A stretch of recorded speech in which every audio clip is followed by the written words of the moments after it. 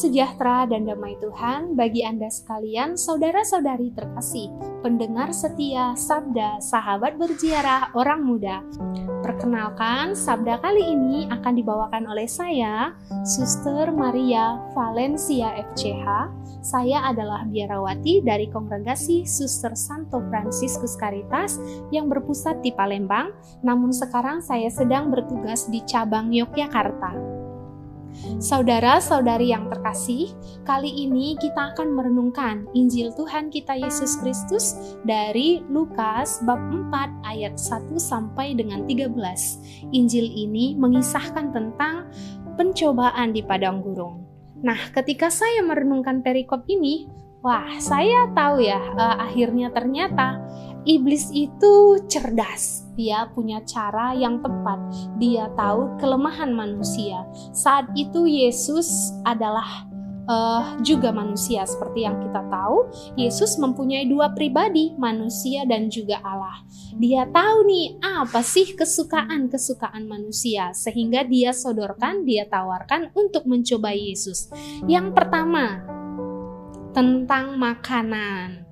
Yesus disuruh untuk mengubah batu menjadi roti. Nah, pas banget kan Yesus saat itu lagi puasa dan lapar ya. Siapa sih dari kita, mungkin ada ya di antara kita, saya juga pernah ketika ditawarin makanan pas lagi lapar-laparnya. Wah, terima kasih. Dengan senang hati kita pasti menerima.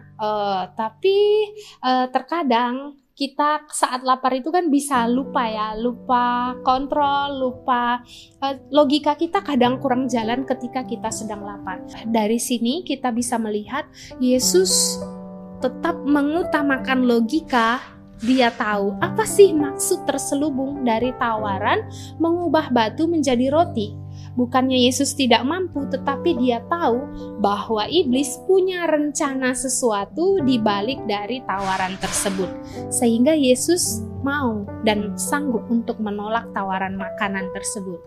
Nah, yang kedua, itu tentang Yesus dicobain nih, jago nggak kamu? Biasanya kan kita manusia mempunyai kecenderungan senang kalau diapresiasi, dipandang hebat oleh orang lain. Ya, kalau kita memang hebat diapresiasi, salahkah? Tidak, sebenarnya tidak salah, tetapi tempat, situasi, dan siapa yang melihat kita, yang harus melihat hal baik, positif, dan kebolehan kita, itu harus kita pertimbangkan.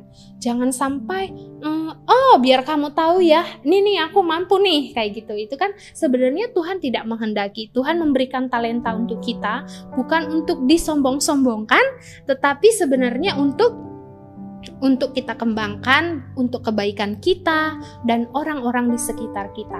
Dan saat itu iblis bilang, coba deh loncat, gitu kan, ntar kan malaikat nolong, gitu ya. Tapi Yesus bisa membaca, di sini sebenarnya ada maksud terselubung bahwa supaya Yesus menunjukkan kesombongan. Akhirnya Yesus sanggup dan mampu untuk menolak hal itu. Dan yang ketiga, pencobaan yang ketiga itu Yesus ditunjukin nih harta, tahta, dan kekuasaannya. Siapa sih yang gak mau kita capek, kerja keras, dan berjuang itu untuk mendapatkan hidup yang layak, mengumpulkan pundi-pundi untuk jangka panjang. Siapa sih yang gak mau gitu ya? Ketika kita ditawari sesuatu yang berharga, posisi yang baik, harta gitu, ya kita tentunya dengan senang hati dong menerimanya. Itu adalah kecenderungan manusia, dan memang itu, apakah itu salah? Tidak, tetapi kalau kita harus mengorbankan Tuhan Allah kita, soalnya ada sebutan, kalau kamu mau meninggalkan Tuhan Allahmu dan menyembah aku, kata iblis, ini kukasih untukmu.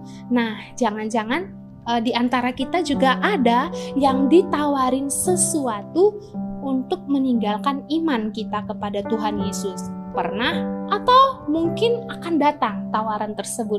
Nah, Yesus sudah memberikan contoh, harta itu yang paling berharga adalah ketika kita beriman kepada Allah Bapa dan menyembahnya. Karena segala sesuatu yang ada pada kita itu berasal daripadanya. Kalau harta yang datangnya ketika kita meninggalkan Tuhan, jangan-jangan itu tidak akan, ya namanya juga harta, tidak akan abadi.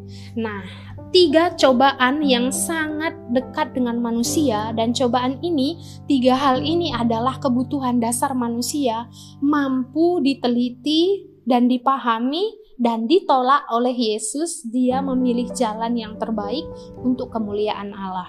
Wah, hebat banget lah Yesus ya. Iyalah, Yesus kan Tuhan gitu. Sebenarnya Yesus punya kepribadian. Saat itu dia lapar, berarti saat itu dia sedang sebagai manusia. Dia mempunyai kepribadian manusia seperti kita. Lalu apa ya yang membuat Yesus mampu menelaah semua tawaran itu, cobaan itu, sehingga dia juga mampu untuk menolaknya dengan tegas?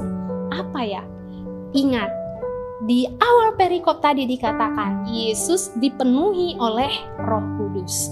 Oh, kita semua ketika kita sudah dibaptis, sebenarnya Roh Kudus sudah diberikan atas kita masing-masing.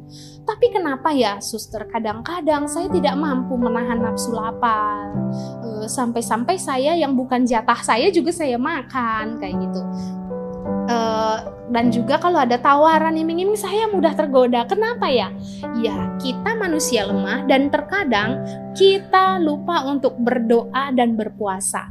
Kenapa Yesus bisa mempertahankan Roh Kudus yang ada padanya sebelum dia ke padang gurun? Karena di padang gurun Yesus berdoa dan berpuasa.